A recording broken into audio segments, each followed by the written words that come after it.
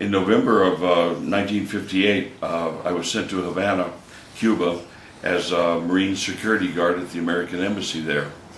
I arrived just before Fidel won his revolution, which the official date is January the 1st, 1959.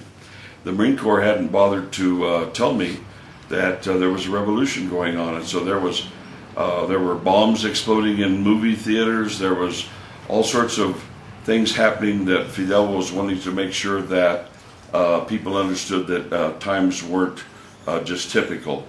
The night I got there, the standard, the traditional way of greeting the new Marine was to take them down to one of the many wonderful whorehouses that existed in Havana.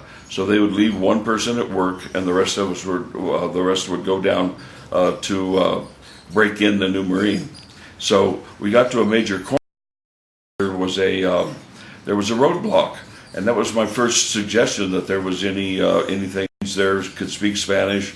They were friendly. When it got time for the guards to look at me, they just pointed at me and said, "And this one?" And I reached quickly for my back pocket for my passport, and all of a sudden I found a machine gun in my stomach. Okay, that ended my lust for the night. I was there for 2 full years during very, very interesting times. I was there until 6 days before we broke relations with Cuba 2 years later. Have you been invited down to the reestablishment ceremonies? No, I tried very hard. I've been talking to the State Department for 3 months trying to get a simple invitation.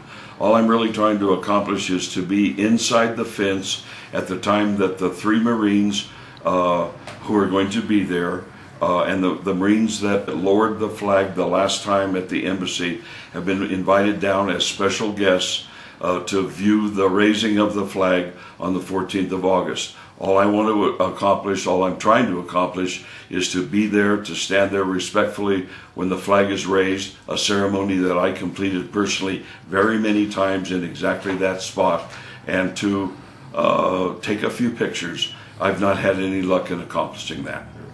It was a great time there. I learned that the Cuban people are wonderful. The Cuban society was very interesting.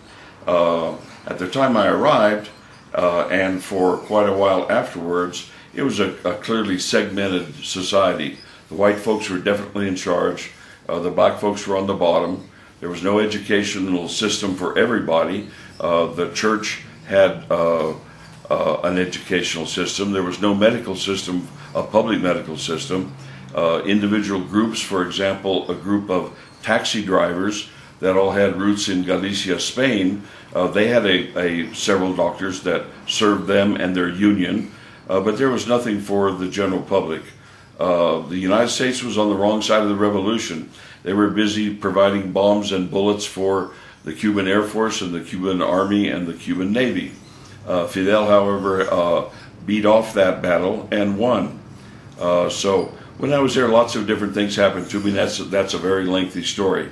But one of the things that I did down there is I played softball with a very, very good softball league. And I recently returned just to visit for the 3rd time since then. I guess my point of that is that my interest in Cuba has never waned since I left a very long time ago. I've been back 3 times. I was back, I think, most interestingly during 1993, which in Cuba is called the Special Period, and that's shortly after the Soviet Union imploded. The Soviet Union had been a big benefactor to Cuba, just as the United States had been a benefactor before. And they stopped sending in oil, which Cuba was refining, making products for their own use and also selling products. So at that time in 1993, I went with 2 local doctors, both from here in Las Vegas. We went to a World Health Organization conference on healthcare delivery systems. They hold it there often because Cuba has the best 3rd world healthcare delivery system. What was horrifying to me was to find out just how much effect the Soviet Union failing had on Cuba. there was in fact no food in the restaurants. There was in fact no gas in the restaurants to cook the food. There was many places that we went to, the only thing that was available was beer and Coca-Colas, not Cokes per se, but soft drinks. We were there for a week at that time. The standing joke with people, a morose joke, was that you never saw a dog in the street, and the suggestion was that they were being eaten. That Kennedy was in fact trying to re-establish a connection with Cuba, not specifically diplomatic relations, but he was trying to have talks to see if they couldn't tone down the animosity between the two regimes, the two countries.